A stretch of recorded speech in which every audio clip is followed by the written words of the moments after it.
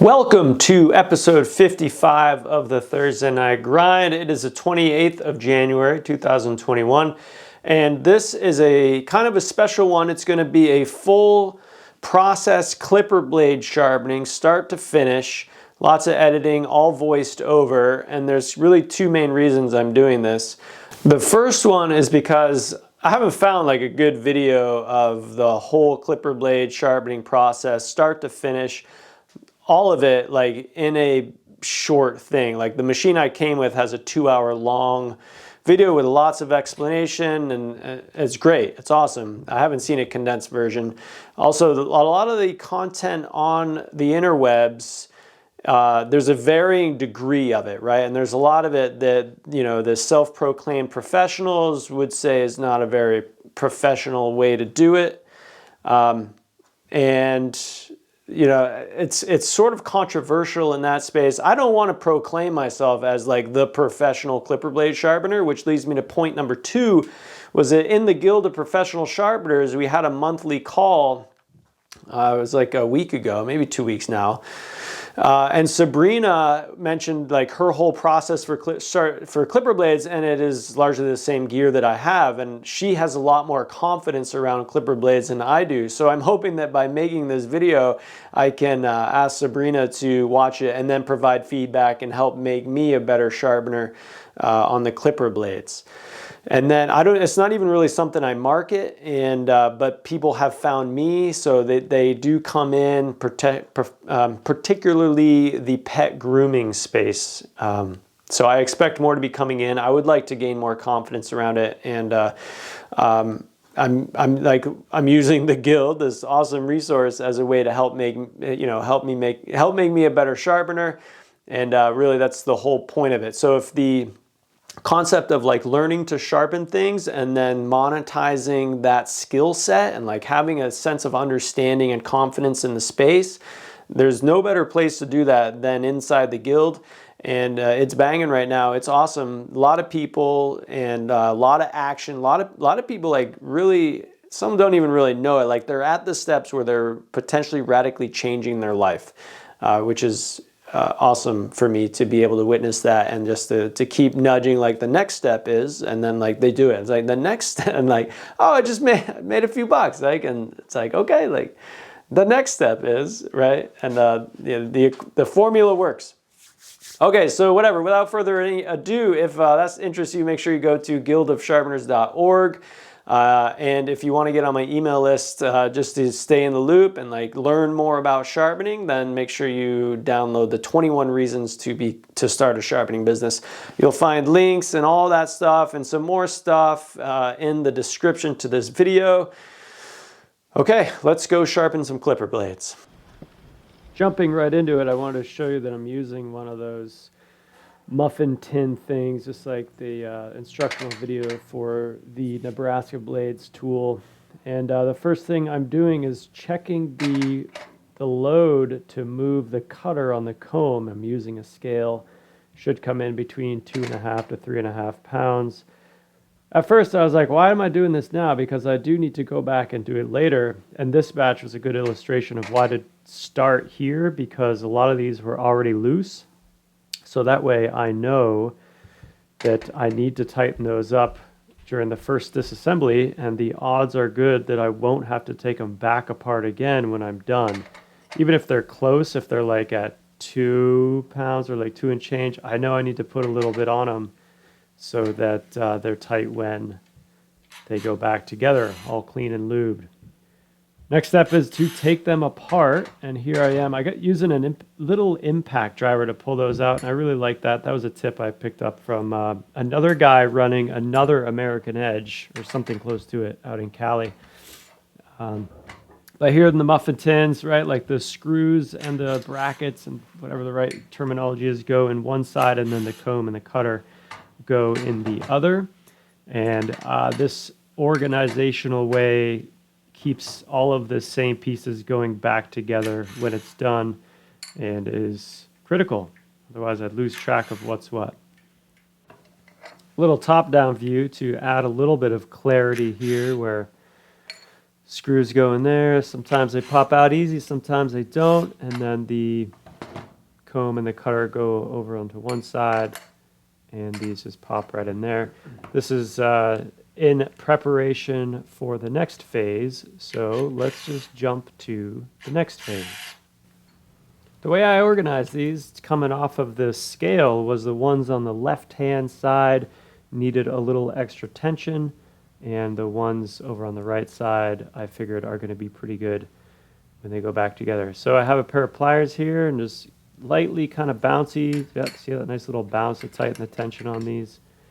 It's kind of a guesswork, right? Like, there you go, a little closer view there of what's going on. A little bounce, bounce, tighten them up. The thing is, once they're back together, you can't tighten them anymore, but you can loosen them when they're assembled. So I'm comfortable going just a touch over than needing to take them back apart after I've done all the work. But anyway, that's it. Just work my way down the line, adjusting the tension on the ones that I felt are going to need a little extra tension. My Nebraska Blades clipper sharpener also came with this cool little thing which is used to set the gap on, forgive me, I don't know the exact name, but anyway, you put the little wings in there and then you just squeeze it up against it, and that those can spread out over time as they get used. So here, just put them back together with hope that it rides nice and smooth on the clipper and doesn't chatter. It's nice when I can keep all of this little stuff assembled. Sometimes I can't. I haven't totally figured that part out yet. Always room for improvement, right? But anyway, again, just working down the line, checking them. In most cases, I give them just a little touch to keep them in line. With everything set the way I want it to, now I come through with a nice clean rag and wipe everything down. Sometimes I'll generally pull the guide off to clean it out. There's always a little bit of something that comes off of there, but this I'm not going to spend a lot of time with you on this. Just know that like I go through each thing and wipe it down, clean it off, and the next step will be going through the combs and the cutters. And in that phase, well, let's just skip right ahead to that. That's just pretty much it right here. Just clean all this stuff off. Once this part's done, these are good to go. And then it's just working combs and cutters. Pretty much the same thing here with the combs and the cutters, just running a rag over them. Here I'm checking them out a little bit closer. In this batch, with the exception of a couple at the end, we're in good shape, but sometimes there can be I have found quite a bit of either rust or debris, or I had some from a veterinary clinic that had some stuff on it that needed to come off. I did call the guys over at the Edge Pro, and they suggested a Fry Daddy for the stuff that's really hard to get off, and I thought that was pretty clever. Most of these I'm able to clean up on the wire wheel, and right now what's next is going to be the wire wheel. A lot of these don't need it though. They're wiping off real nice. Let's skip ahead to some rust on some ones at the end that did need to see the wire wheel. So with ones like these, I'd feel better taking those to the wire wheel and cleaning them up. And I'll show you how I do that too. I also talked to the guys at the Edge Pro about some ways to do that to make sure you don't damage anything while you're cleaning them up. But oh yeah, clean out that little where the guide goes in there. That's the cutter there. See, I'm trying to show you where the guide there can get a little gnarly. There's rust on the backside here. So let's take a look at how we're going to touch those up on the wire wheel. What I like to make sure we do primarily is not run the wire wheel perpendicular to the cutters. I just hate to damage them, right? So I just try to hold the piece so that the wire wheel is going down the little points to all the places it cut, and then just kind of getting around the side of the wheel and getting into those little tight spots to clean all the rust and debris and other gunk out of there. There's a cutter. Watch your fingers too, right? Like you don't have to slip and run your fingers too many times into a wire wheel to realize that you don't want to do that anymore. So you gotta move my hands around a bit. And the other thing is, good time for your eye protection, and keep your mind about you so that you don't catch one of these on the wire wheel and send it flying across the shop. It's bad for you, and it is bad for the tools. So believe it or not, we are actually finally ready to sharpen the combs and the cutters. So I just did some a little bit ago, so there is some relatively fresh grit left on the plate, which is why I'm not recharging it right away. I'll get a few combs and cutters out of it. I think this is a good time just to illustrate that so much of this work is not actually sharpening these combs and cutters. I'll get an overhead view of how I'm doing this on the plate, and certainly a skill that I am still acquiring, but I feel pretty good about it, and the test cuts are indicating that I'm not doing it totally wrong, so I feel good about that. But anyway, this is an opportunity just to work down the line, sharpen some of these, and I'll go through the cleaning and charging the plate here in just a moment.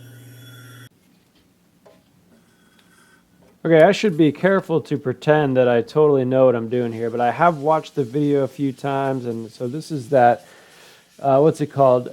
H42 plate cleaner. Comes from Nebraska Blades with the kit when I buy the thing, and I'm just kind of cleaning all the old grit off of the plate. And the indicator of when that is time to do is largely based on this, to me, both that I know how long I've been using it, and then the spark pattern coming off the blades. And here's another way to do it, right? This I spun it up, I just turned it off, and now I'm just gonna clean it off with the rag like so.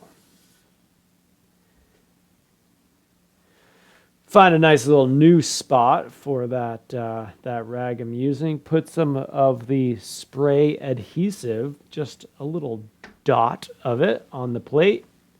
Bloop. And rub that in.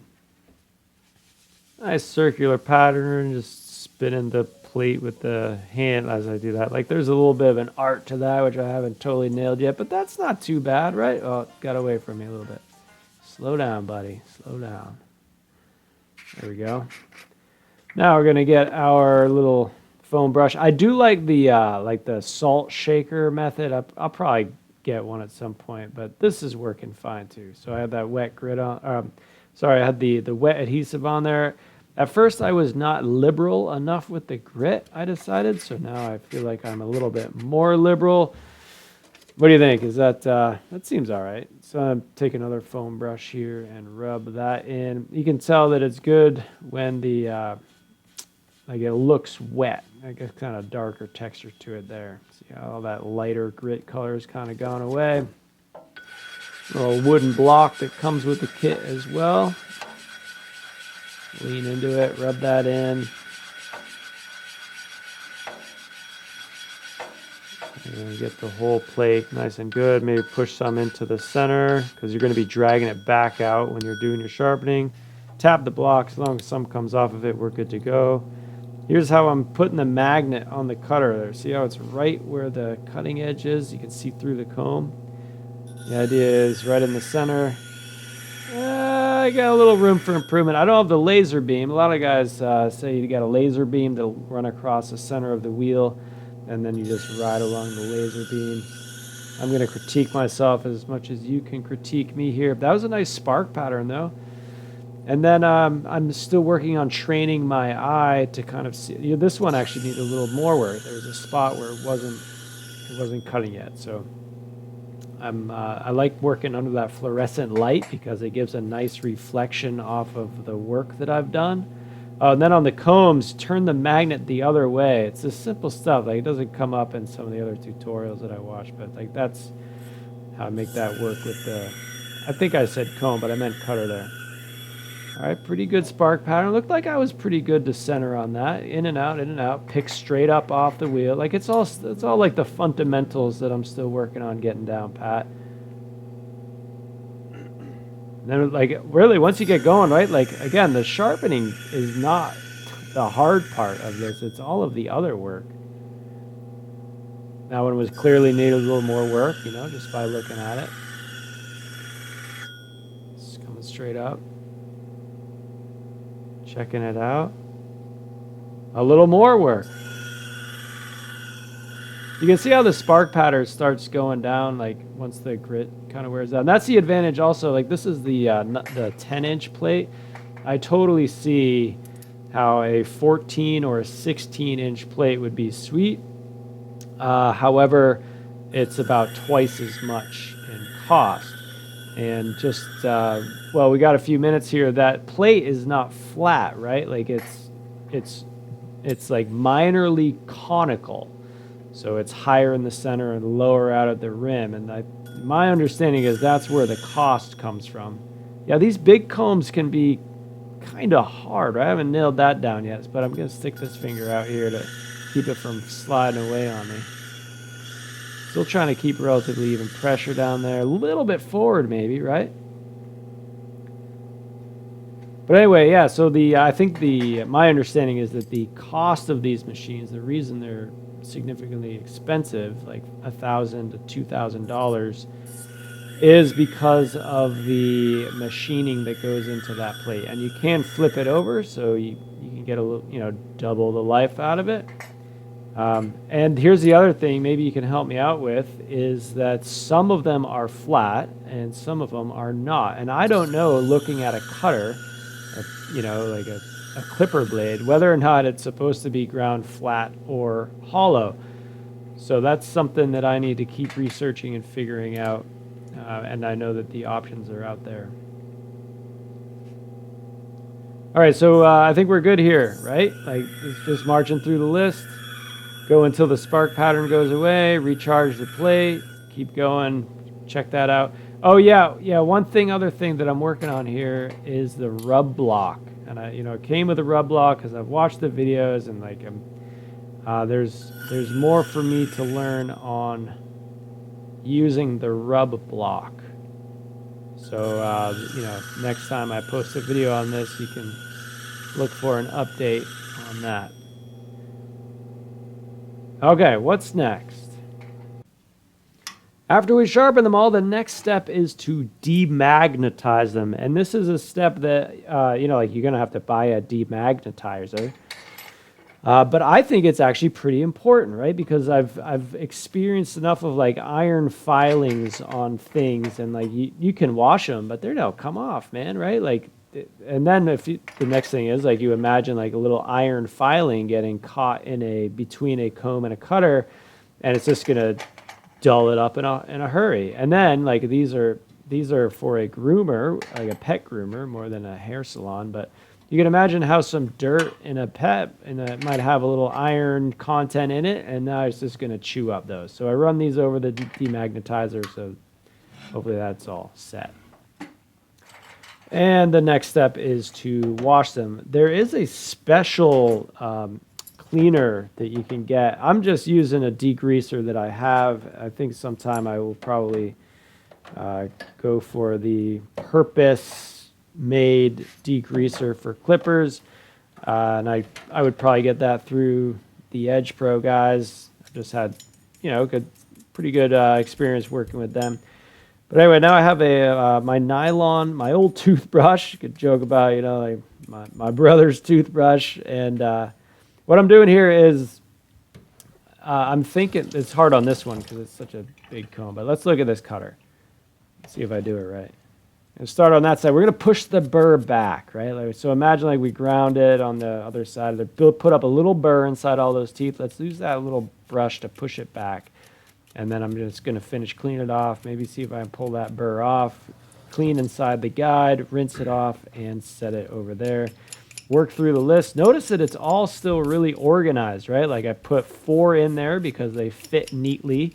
And then they're going to come out of here. They're going to be put on that towel in order. And then next I'm going to dry them off with compressed air. And then they're going to go back in my tin exactly where they should be. So that is part of the process as well. So, I mean, this is pretty much it here. Let's go dry them off.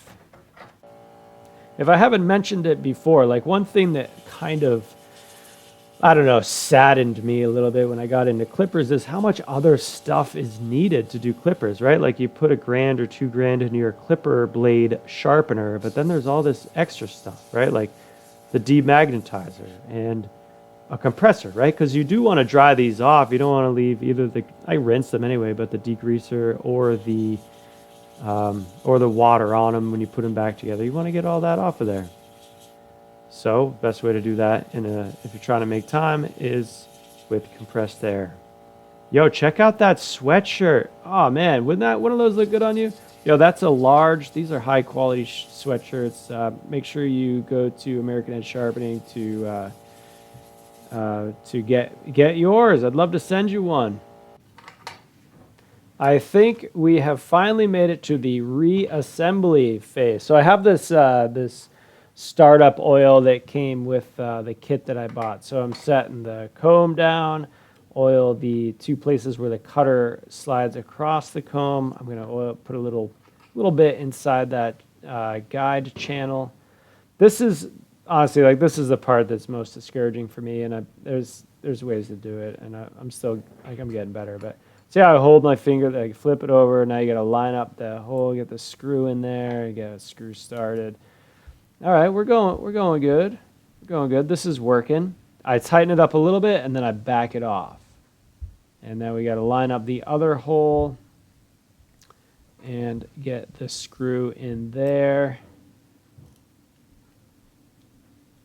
All right, but don't go too tight because then it will move, because the next step is really important. And in the video that comes with the Nebraska blades, this part is not included. The dude just says line up the back guide and just tighten it up. And that's not right, because you need to line up. Right now, what you can't tell is I'm gun sighting down where the comb meets the cutter, and there needs to be a little space there. It's like 20 or 30 thousandths depending on the blade. And you want the comb and the cutter to be parallel. So, and then what happens is you tighten it up, and see I'm like twisting it just a little bit there. Oh, yeah, okay, so we didn't get it right the first time. Here we go, set it back down. All right, now, so I'm gonna hold it right there. Oh, shit, yeah, okay, maybe right there. No, okay, no, this time. This is the one. Tighten that one. Yeah, right, slide it a little bit too, because that's another thing. I've found that you move the cutter a little bit, and then it changes where it is on the comb. I'm gun sighting it right now. And it was off. Okay. There. See, what's funny about those too is you tighten them up a little bit, and like they stick hard, and then you loosen them up, and they're all loosey goosey. So like this is the hardest part for me, to be honest. And I know there's some tools to like get it close and then put it in this thing, and then it sets the gap, and then you tighten it up. I'm interested in that. I'm not sure I'm like ready to drop $300 in it. I might struggle a little bit longer. But that's pretty much it, right? The fact that this is hard makes it discouraging when you have to take them back apart after you check the tension on them. But anyway, here's one more. We lubed it, put the cutter on, lube it, put the guide on.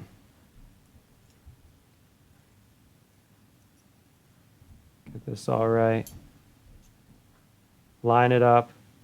Do the thing where like pick it up, grab it, flip it, line up the holes. Yeah. Get that screw started. Make sure it goes in. Back it off a little bit. Line up the next one. Oh, nice. That one went easy. All right, back it off a little bit. Gun sight it. I'm gun sighting it for me, not you.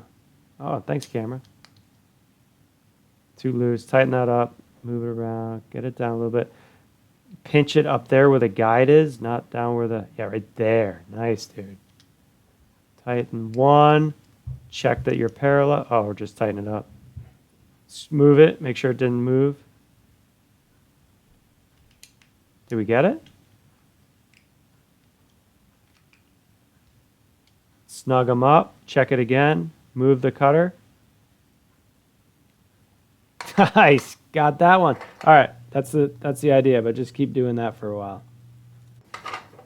All right, I kind of forget exactly where this part came in the tutorial, but there's that little end on this tool that came with the cutter. And I just like sticking it in that spot because sometimes it's snug, and I want to, just spread them a little bit so that they it goes onto the clipper machine nice and easy. I think there's one, yeah, right there. See, oh, it was a little tight, that's much better now.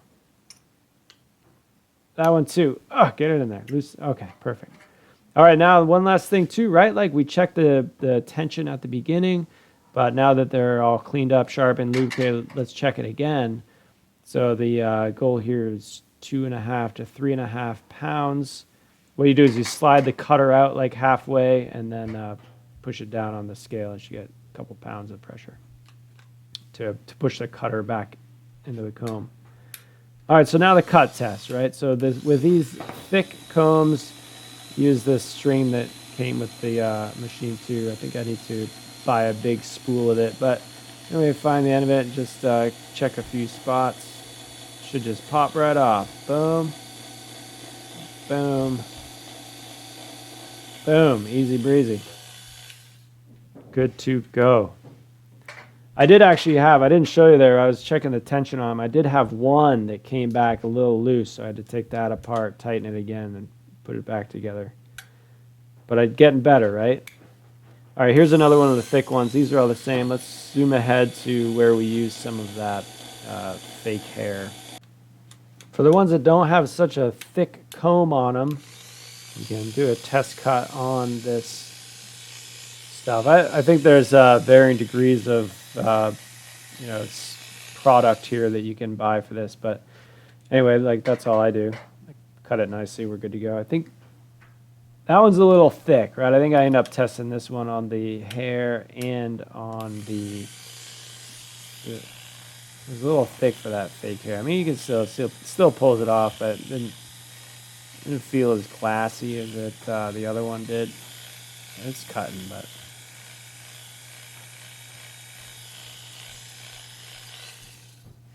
But just to make sure, let's run that little test string through there too. Pop, pop, pop. Easy breezy. Good to go.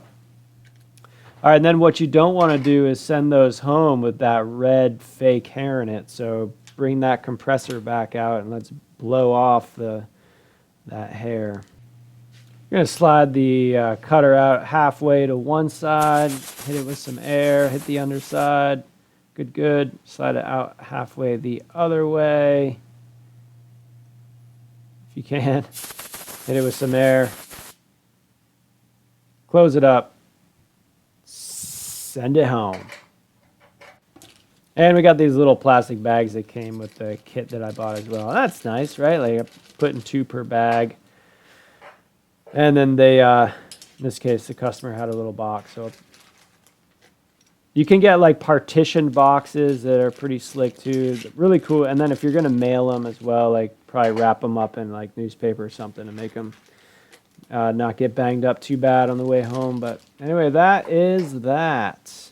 Congratulations if you made it this far. Like, that was a long video, right? A lot of content. I hope you got some value out of that. If I could just reiterate one point with the clipper blades, a thing that I discovered, like I invested the money into the gear, and then once I got going, I realized how much more stuff I needed. So I hope to, share that with you and make that a big takeaway should you decide to go down this route. So anyway, thanks. Make sure if you have any feedback for me that you leave that in the comments below.